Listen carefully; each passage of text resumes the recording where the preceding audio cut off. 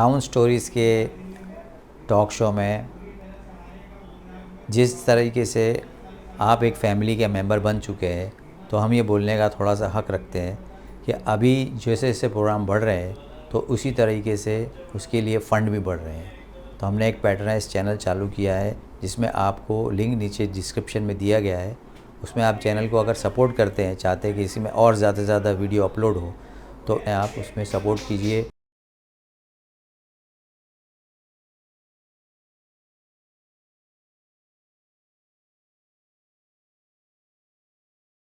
सबसे सरल भाषा वही, सबसे मधुर बोली वही।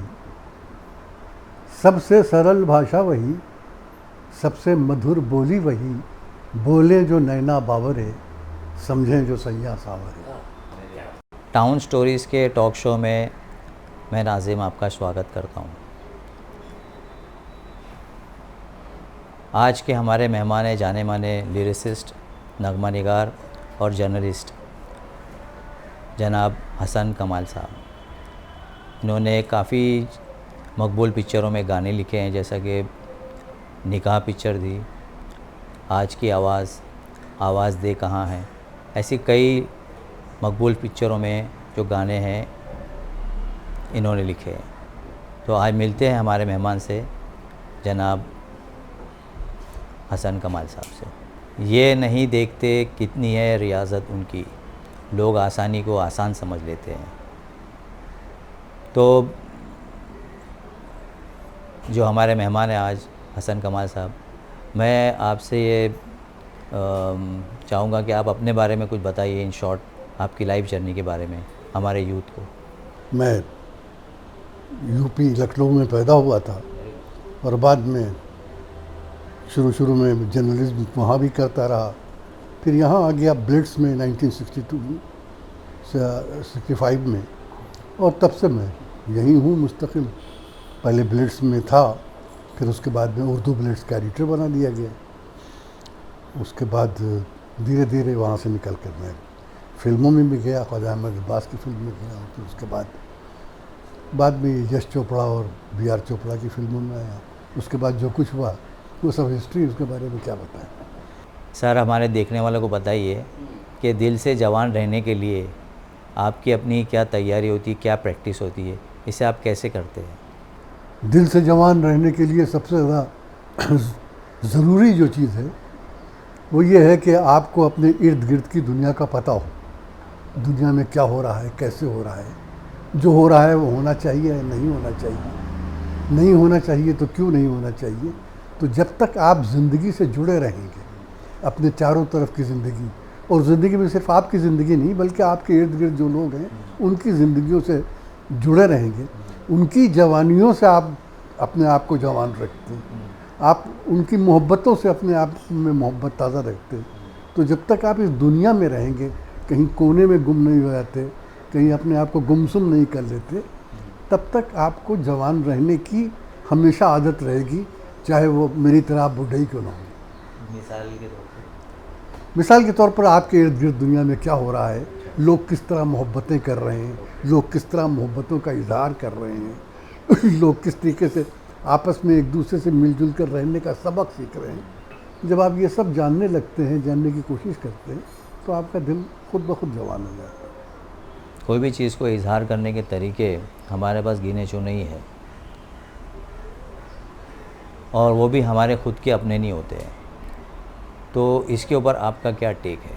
ज़ाहिर है, इजहार करने का तरीका ये है कि वो क्या ख़यालात हैं जिनका आप इजहार कर रहे हैं। जब ख़यालात आपके जहन में हों, क्लियर हो जाएं, तो वो अपने आप आपको लफ्ज़ दे देते हैं कि आप कैसे उसका इजहार करें, किन लफ्ज़ों में आप इजहार कर रहे हैं, किससे इजहार कर रहे हैं, क्यों इजहार कर रहे हैं, इजहार का मकसद क्या है। जब ये चीज़ें आपकी माइंड में क्लियर हो जाती हैं तो वो चीज़ें खुद ब खुद अपने अल्फाज, अपने मुहावरे, अपने ईडियम्स आपको दे देते हैं, आप उसका इजहार करने लगते हैं। तो मैं भी यही सकता हूँ कि लोग आपस में कैसे एक दूसरे से मिल रहे हैं, कैसे एक दूसरे के साथ मिल बैठने का सबक सीख रहे हैं। जब वो ये सब मालूम हो जाता है तो मैं जो जाहिर करना चाहता हूँ उसके लिए अपने आप मेरे पास अल्फाज वापस आ जाते हैं। सर, इजहार करने के तरीके जो आज से हम लोग 40 साल पहले रखते हैं और अब जो है उसमें फ़र्क है। यकीनन फ़र्क है। हर नई नई जनरेशन के साथ नए अल्फाज आ जाते हैं, नए इडियम्स आ जाते हैं, नए माने आ जाते हैं, ज़िंदगी की नई ज़रूरतें आती हैं। उस तरीके से इजहार के तरीके भी बदलते रहते थे। अब से 50 साल पहले लोग जिस तरीके से, हमको याद है जब हम यूनिवर्सिटी में स्टूडेंट थे तो हमें तो इतनी भी ताकत नहीं थी कि किसी पास वाली लड़की से उसका नाम भी पूछ लेते। बात कहना तो बड़ा मुश्किल है कि मुझे तुमसे मोहब्बत है, उससे नाम पूछना मेरे लिए बड़ा मुश्किल होता था। तो तब भी हम इजहार करते थे। तो एक वो ज़माना था। आज ये ज़माना है कि लोग बिल्कुल शुरू ही में I love you, you love कह देते हैं। तो इजहार के तरीके जो हैं लफ्ज़ों के ज़माने के साथ बदलते हैं। सर सॉरी, वो तरीका आप बताइए जो वो टाइम पे इजहार होता था। तो मैंने आपके कहा ज़माने में। मैंने बताया ना कि उस ज़माने में हम यूनिवर्सिटी में पढ़ते थे, बहुत सी लड़कियां थीं, बहुत सी लड़की जिनको हम बहुत पसंद भी करते थे, लेकिन उनसे ये पूछना कि आपका नाम क्या है या क्या है, या उनके पास जाना, वो बड़ा अजीब सा लगता था, क्योंकि हम उस एटमॉस्फेयर में पले ही नहीं थे। तो रफ्ता रफ्ता रफ्ता रफ्ता रफ्ता वो चीज़ें दुरुस्त हो गई। आज के ज़माने में तो लड़के हाय हेलो कह के सब कुछ कह जाते हैं। ये ज़माना बदलता रहता है। एक और एक चीज़ थी इजहार के अंदर जो हमने नोटिस किया कि उस ज़माने में जो गाने थे, जब हिंदुस्तान पाकिस्तान में डिवीज़न हुआ तो वो गाने थे, जब दिल ही टूट गया तो हम जी के क्या करेंगे। ये गाने के थ्रू इजहार था कि हमारी एक सोच का। बाद में जब हुआ उसके बाद में दूसरे गाने भी आए कि किसी की मुस्कुराहटों पे हो निसार, किसी का दर्द मिले। तो ये गाने चेंज होते गए। ये सब इजहार का तरीका है। जो आज के गाने हैं, जो ये भी एक तरीके का एक सोच होती है जो गाने में आती है, जो लोगों के पास पहुंचती है, दिलों तक पहुंचती है। मैंने आपसे अर्ज़ किया ना, इजहार मोहब्बत के तरीके अलग थे। आज इजहार मोहब्बत का तरीका वो नहीं रहा है। आज तो आप एक लफ्ज़ कहते हैं और दोनों बिस्तर पर चले जाते हैं। तो आज कहाँ इजहार का लफ्ज़, आज इजहार का लफ्ज़ ही नहीं रहा। इसीलिए आप देख रहे हैं आज के जो गाने हैं उनमें वो मानवीयत हो ही नहीं सकती जो उस ज़माने में होती थी, जो एक लड़के और लड़की के दरमियान होनी चाहिए। हाँ, आज तो आप हाय हेलो कह के और साथ में बिस्तर पर चले जाते, सारा इजहार आपका हो गया। तो वो सारी मानवीयत ख़त्म हो गई। तो इजहार के तरीके बदलते रहते। हमने अपनी लाइफ को बहुत ज़्यादा वेस्टर्नाइज कर लिया। हम बहुत ज़्यादा वेस्ट की तरफ चले गए। ख़ास तौर पर ये शहरों में ख़ास तौर पर है, मुझे मालूम नहीं दूसरी जगह है या नहीं है, लेकिन शहरों में ख़ास तौर पर है कि हमने अपनी लाइफ को इतना वेस्टर्नाइज कर लिया है कि हम मोहब्बत के उस इजहार को भूल ही गए हैं जो हमारी कल्चर की सबसे बड़ी एथॉस हुआ करती थी। वो कल्चरल एथॉस हम भूल गए हैं। तो अब मोहब्बत के इजहार के तरीके जैसे मैंने बताया आपको वैसे ही हो गए। वरना तो मोहब्बत का इजहार लफ्ज़ों में होता था, लफ्ज़ में तीर होते थे, लफ्ज़ में पोशीदा माने होते थे, वो सब ख़त्म हो गया। हम अपनी कल्चरल वैल्यूज़, जो ईस्ट की कल्चरल वैल्यूज़ थे, उससे दूर हो गए हैं। और ऐसा नहीं कि दूर नहीं होना चाहिए था, उसमें बहुत सारी चीज़ें हमें छोड़ देना चाहिए था, हमने छोड़ भी दी। लेकिन आप जब कोई मकान बनाते हैं तो उसमें कई खंभे ऐसे होते हैं जिनसे आपकी यादें वाबस्ता होती हैं, आप उनको नहीं गिराते हैं। तो हम अपनी जो वैल्यूज़ थी उनकी बुराइयों को दूर करते करते हम उनकी अच्छाइयों को भी हमने दूर कर दिया। तो अब हमारा जो कल्चरल है वो बिल्कुल अजीब व गरीब किस्म का, जिसको हम हिंदी ज़बान में हिंग्लिश कहते हैं, वो इंग्लिश हो गया है। तो वो इस वजह से ये सारी चीज़ें जो हैं वो नज़र आ रही हैं आपको, वो नज़र आएंगी जब तक कि हम अपना कल्चर को पूरी तरीके से माने समझ कर और उसे नई ज़िंदगी के सांचे में नहीं ले आएंगे। सर, हमारे देखने वालों को बताइए कि खुशी और चाहत में क्या फ़र्क है? खुशी और चाहत में, चाहत बजाय खुद एक खुशी, चाहत बजाय खुद एक खुशी है। और वही रहे कि लोग समझते हैं खुशी का मतलब ये होता है कि जब दो चीज़ें मिल जाएं, वो ज़रूरी नहीं। ज़रूरी ये है कि आप जिस चीज़ को से आप मोहब्बत करते हैं उससे कितनी मोहब्बत करते हैं। जितनी मोहब्बत आप करते हैं और जितना समझते जाते हैं कि आपकी इस मोहब्बत ने आपकी ज़िंदगी को एक नया रूप, एक नया रंग दे दिया है, आपको की ज़िंदगी के माने बदल गए हैं, तो उससे खुशी होती है। तो आपके चाहत के इजहार के तरीके से आपकी खुशी इस पर होती है कि आप अपनी चाहत में कितने डूबे हुए हैं और अपनी चाहत से दूसरे की ज़िंदगी को कितना करीबी समझते हैं। जब ये आपको मालूम हो जाता है तो खुशी अपने आप मिल जाती है। एक और एक चीज़ ये होती है कि जो भी आप काम कर रहे हैं तो पहले आप वो काम खुशी से करें। अगर आपके अंदर खुशी नहीं है तो वो काम में फिर वो बात नहीं पैदा होगी। तो खुशी से जब आप काम नहीं करते हैं तो फिर होती ही नहीं। जिस काम में करने में आपको खुशी ना हो वो होता ही नहीं, तो फिर वो कोई मजबूरी है। हाँ। जैसे आप नौकरी करते हैं या आप कहीं और कोई काम करते हैं तो वो ठीक है, एक मजबूरी है, आप करते हैं। खुशी उसी वक्त होती है जब किसी काम से आपको, मैंने अर्ज़ किया ना, जितनी मोहब्बत होती है उतनी खुशी ज़्यादा होती है। और चाहत से हमने ये नोटिस किया कि लोग इन्फेचुएशन को भी चाहत समझने लग जाते हैं, तो उसके ऊपर ज़रा। वो हमेशा होता है, इन्फेचुएशन होती है और वो ज़रूरी होती है लोगों को की ज़िंदगी में। लेकिन इन्फेचुएशन को वो जो है वो पहली मंजिल है, आखिरी मंजिल नहीं है। वो पहली मंजिल है, वहाँ से कदम रखते रखते रखते रखते आप चाहत की उस मंजिल पर जाते हैं जहाँ आप कहते हैं कि आपको इश्क हो गया।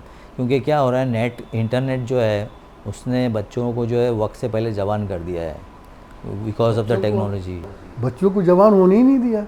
बच्चे अब जवान ही पैदा होते, बच्चे अब जवान पैदा ही होते, जवान पैदा ऐसा तो नहीं। चाहत का जो मीनिंग है, ओरिजिनल मीनिंग जो है वो अभी तक वहाँ पहुँच नहीं पा रहा बच्चों। हम तक नहीं पहुंच पाया तो उन तक कैसे पहुंचेगा?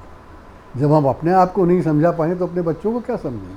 क्या बात। तो ये क्वेश्चन ये था सर कि बिकॉज़ ये टीनेज जो है इन लोगों ने मतलब नेट देख देख के और वगैरह वगैरह जितने भी मतलब मसले हैं, उसकी वजह से जो इन्फेचुएशन की वजह से जो है, जो मोहब्बत और ये जो टीनेज में जो एक पैदावार हो गई एक तरीके की, वो होती है, हमेशा होती है। वो होती है, हमेशा होती है, हर एज में होती है। बच्चे हैं वो शुरू में इन्फेचुएशन ही से समझते हैं। जैसे जैसे वो बढ़ते जाते हैं तो धीरे धीरे धीरे उनकी समझ में आना देता है कि इन्फेचुएशन और मोहब्बत दो अलग अलग चीज़ें। लेकिन शुरू मैंने कहा ना, वो पहली मंजिल है। इन्फेचुएशन पहली मंजिल है, उसके बाद दूसरी मंजिलें आती हैं।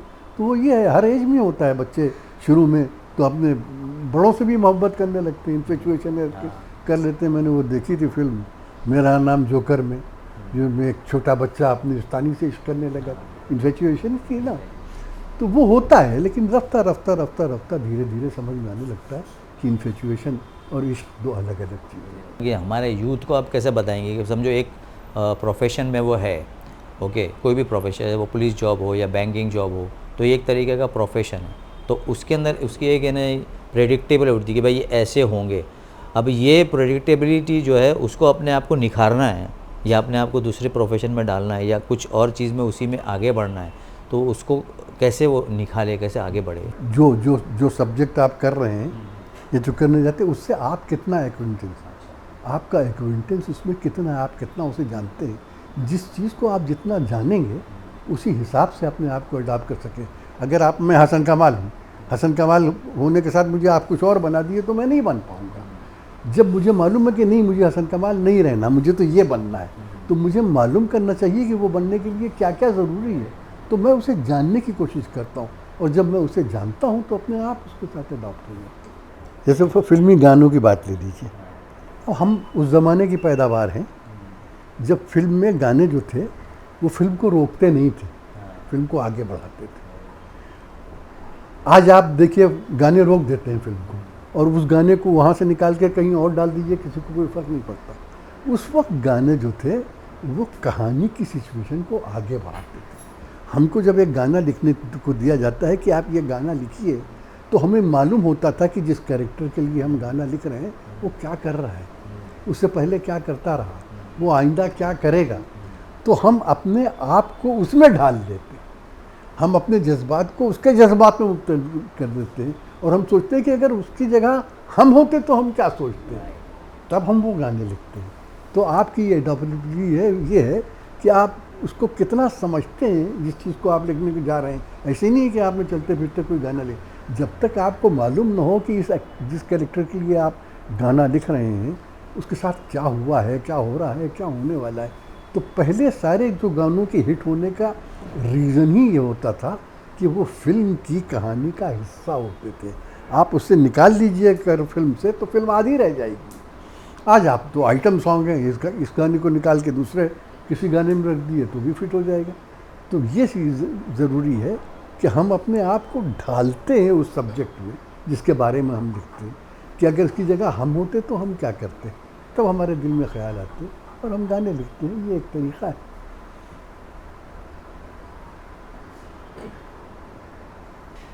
आपने जब ख्वाजा अहमद अब्बास की फ़िल्म में आपको फ़र्स्ट मौका मिला, उस वक्त जो है, ये क्वेश्चन उसी से कनेक्टेड हो रहा है कि उस वक्त जो थी, जो रियलिटी थी वो ये थी कि उसके अंदर गाने लिखने की जो इतनी जो गुंजाइश नहीं होती थी, क्योंकि उनकी फ़िल्म में जो है ज़्यादा करके जो है बेस लाइन वो कैरेक्टर से कनेक्टेड ज़्यादा होती थी। तो अब ये एक रियलिटी है, ठीक है। अब उसमें अपना परसेप्शन लाना और उसके अंदर एक गीत लिखना, ये कमाल की बात है। तो उसमें भी वही बात थी कि मैं गीत अपने लिए नहीं लिख रहा था, मुझे एक कैरेक्टर बताया गया था, ये कैरेक्टर है, इसके साथ ये हुआ है, ये होने वाला है, इस कैरेक्टर के साथ ये सब हो चुका है और अब ये इस मुकाम पे है, इस मुकाम पे क्या करेगा। तो मैंने अपने आप को उस कैरेक्टर में डाला।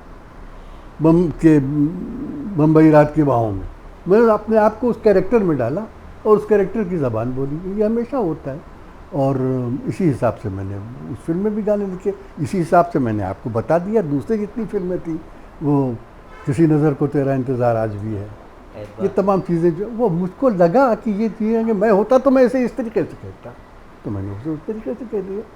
तो वो एडॉप्टेशन भी जो है वो आपकी लिटरेचर की स्टडी, आपकी शायरी की स्टडी, आपको दुनिया की दूसरी चीज़ों की स्टडी, इन सब के बारे में और आपस में एक दूसरे के बारे में जानने की कोशिश, ये सब चीज़ें जब मिलती हैं तो आपको अपने आप इसका रंग और इसके रास्ते नज़र आते हैं। नॉर्मली जब भी इन्वेस्टमेंट की बात आती है तो लोग ये सोचते हैं कि इन्वेस्टमेंट इन द मनी, लेकिन investment in the mind, investment in the time और इन्वेस्टमेंट इन द लव, ये चीज़ भी बहुत ज़रूरी है लाइफ में। तो इसके ऊपर आपका क्या सोचना है? जाहिर है कि इन्वेस्टमेंट का जो मतलब आमतौर पर लिया जाता है तो वही है कि भाई आपने कहीं कुछ पैसा लगाया वापस मिलेगा, लेकिन इन्वेस्टमेंट, मेन इन्वेस्टमेंट जो है वो आपका आइडियाज़ के ऊपर होता है। आइडिया वो है जिसकी कोई पब्लिसिटी नहीं होती, किसी के दिमाग में पैदा होता है। कल की दुनिया में, आज की दुनिया के मुकाबले में कल की दुनिया में जो सबसे ज़्यादा इम्पॉर्टेंट आपका इन्वेस्टमेंट होगा वो ये होगा कि आपके पास आइडियाज़ कितने, आप सोचते कितना है, आप कितना दूर तक सोच सकते हैं। तो मैं अपने लोगों को बताता रहता हूँ कि इन्वेस्टमेंट इन योर आइडियाज़, और आइडिया को इन्वेस्टमेंट करने के लिए आपको दुनिया को जानने, दुनिया को समझने, और जैसा कि मैंने कहा इर्द गिर्द की दुनिया में क्या हो रहा है वो जानने के लिए ज़रूरी है कि क्या हो रहा है और क्या और हो सकता है। तो मैं समझता हूँ कि सबसे ज़्यादा ज़रूरी इन्वेस्टमेंट जो है वो आइडियाज़ में, कि आपके आइडियाज़ कितने सुथरे हुए हैं, आपके आइडियाज़ कितने अच्छे हैं और आपने इन आइडियाज़ को किस बिना पे अपने दिमाग में पाला है। तो investment in idea is the best investment in your life. Sir, हमारे यूथ को आप क्या मैसेज देना चाहेंगे ताकि वो अपनी ज़िंदगी में कुछ सुधार लाए, कुछ आगे बढ़े और एक काबिल इंसान बने? सिर्फ आपका जो जवानी है वो बहुत थोड़े अरसे के लिए, उस थोड़े अरसे के लिए आपको बहुत कुछ करना, ऐसा करना जो दूसरों को आप दे सकें। तो ये समझना कि जवानी आ गई, अभी जवानी रहेगी नहीं रहेगी। और मैंने आपसे बताया ना कि बच्चे तो अब पैदा ही नहीं होते हैं, बच्चे जवान हो जाते हैं। जवानी का स्पैन बहुत कम हो गया, आप फ़ौरन बुढ़े हो जाते हैं।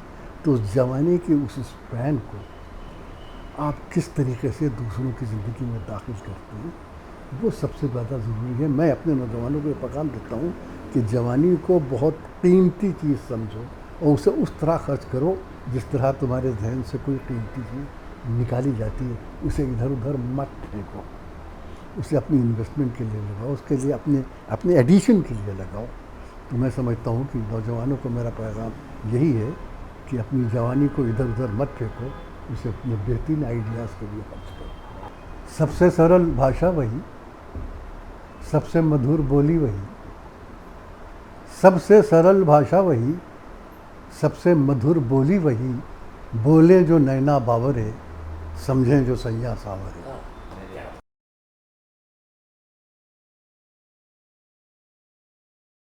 टाउन स्टोरीज़ के टॉक शो में जिस तरीके से आप एक फैमिली के मेंबर बन चुके हैं, तो हम ये बोलने का थोड़ा सा हक रखते हैं कि अभी जैसे जैसे प्रोग्राम बढ़ रहे हैं तो उसी तरीके से उसके लिए फ़ंड भी बढ़ रहे हैं। तो हमने एक पैट्रनाइज चैनल चालू किया है जिसमें आपको लिंक नीचे डिस्क्रिप्शन में दिया गया है। उसमें आप चैनल को अगर सपोर्ट करते हैं, चाहते हैं कि इसी में और ज़्यादा से ज़्यादा वीडियो अपलोड हो, तो आप उसमें सपोर्ट कीजिए।